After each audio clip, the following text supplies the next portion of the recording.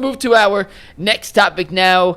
The next topic presented by Yahoo Fantasy. Fantasy football is back. Fire up the group chats, get the draft boards ready, and buckle up for a season filled with breakouts, busts, and all the overreactions we live for. It all goes down on Yahoo Fantasy this year. UCSS is moving back to the Yahoo Fantasy platform. It's the best decision we have ever made. To celebrate 28 years of fantasy greatness, Yahoo Fantasy is dropping 28 big new features over 28 days, giving you more ways to play, more ways to draft, and more ways to win. It all begins on August 4th. Stay tuned and get started by creating or joining a Yahoo Fantasy League at yahoofantasy.com/LockedOnNFL. That is yahoofantasy.com/LockedOnNFL. Let's make this fantasy football season the best one yet. Guys, we got some pretty scary news out of practice yesterday when Denzel Ward had to walk off the field with trainers holding his shoulder. Mary Kay tweeted out that we had not yet gotten an update. He had injured his right shoulder in a one-on-one drill going up against Jerry Jeudy. A little later in the day, Jordan Schultz put out some information that the injury is not believed to be anything serious. However, the local reporters and the team is yet to confirm what Jordan Schultz is reporting here. He also says they are still undergoing more tests, so we are waiting to hear the official diagnosis of whatever happened to Denzel Ward. But Dustin, I got to ask a question that I hate to ask. Okay.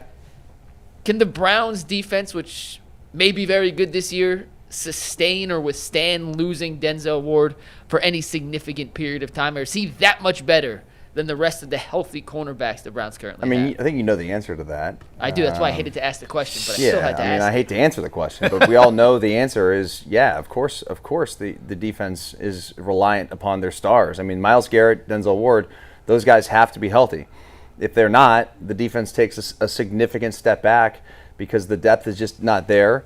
The production just won't be there. I mean, he takes away half the field. Myles Garrett takes away half the field. Yeah. I mean, like it's crazy how good these guys are, but we've got two all pros essentially. I know he hasn't been like an all pro Denzel, but he's going to be, assuming he can get through this and stay healthy. And I think he's one of the top 5 corners in the league. And if we don't have him out there, guys, it's going to be a rough year. And I said this with Bull yesterday on our podcast, on his podcast, which I'm a guest on every Tuesday morning. We were talking about this, and I said, look, man, for the Browns to have a surprise year with Flacco being the quarterback, their defense is going to have to play outstanding. Yeah. They're going to have to be back to where they were 2 years ago when they made their playoff run with Flacco the first time. The defense was really, really good, creating turnovers, getting points off turnovers. Like, those things have to happen. Has to be a perfect storm. If Denzel Ward's injured and out for a significant period of time, that's just not going to happen. There's no chance. Yeah, Jason. This is where the win's going to come from. Like, if they're going to get the wins that anything over the win total of like 5, or if they get a surprising, the Browns, they had a nice solid 7 wins this year. That's a win for them. No, like, if they're going to do it, it has to be through these guys. Creating turnovers. And in order to create turnovers, you need Denzel Ward out on the field. Like, I don't know, maybe you get a couple strip sacks here and there. We already know interceptions, that ain't Greg's thing. That's not Newsom's thing.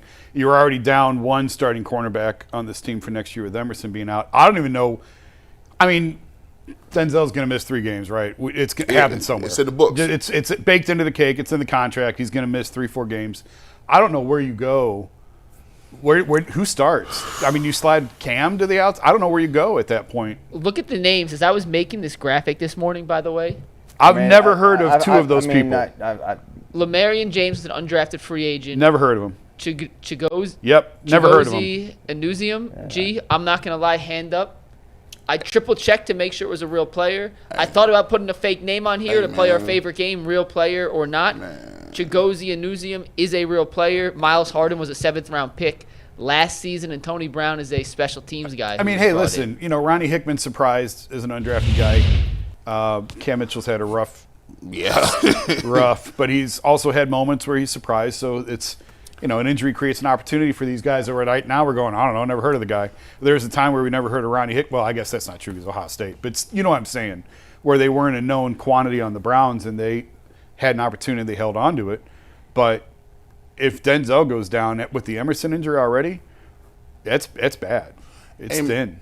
Man, I'm sorry, man. I lied. all that 4-1 nonsense that was over that first segment. That might be the fastest Duke and knee jerk ever. You changed in 20 minutes here, G. Wrap that up. That is not it. Like I'm sorry. I looked at the names. I said, doggone, this is when McNuggets is asking me how to pronounce black names, I don't know.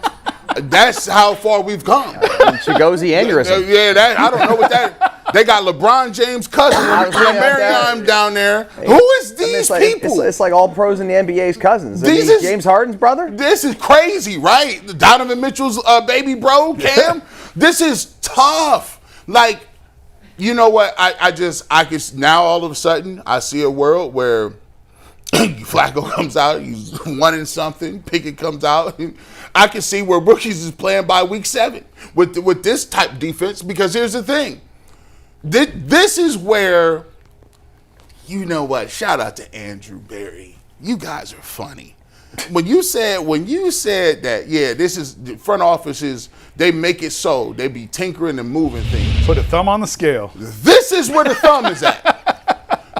When Martin Emerson went out and they didn't go address and get you a veteran nowhere else, you knew what they thought about the season. This is wild because now Greg Newsome is on the outside.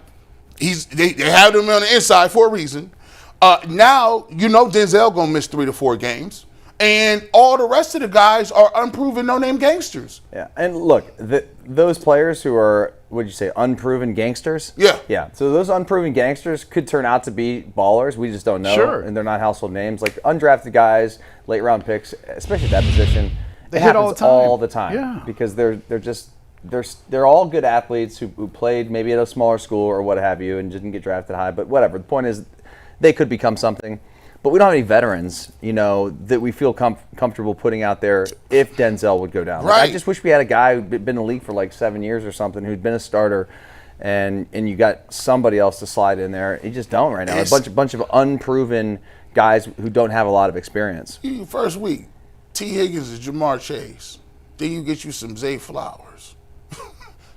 Don't they play DK Metcalf somewhere in that mix, or Justin Jefferson? Well, They play We're gonna see him Amon-Ra twice. St. Brown, Jamison Williams. That pass rush better get home fast. Oh, Fast. Listen, this is Man. nasty work.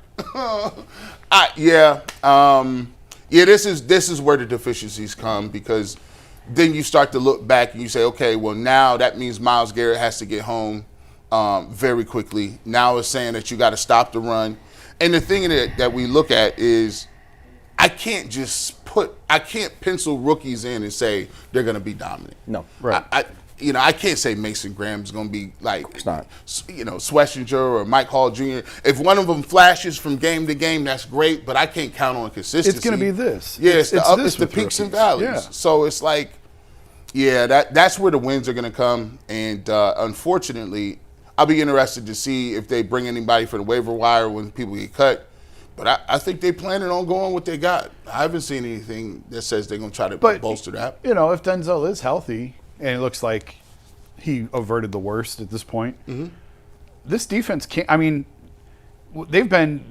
their turnover discrepancy has been so against them the last couple of years, right? Am I remembering that correctly? Yeah, they got no turnovers. They had the worst turnover differential last year, but they were good the year 2 years before. ago.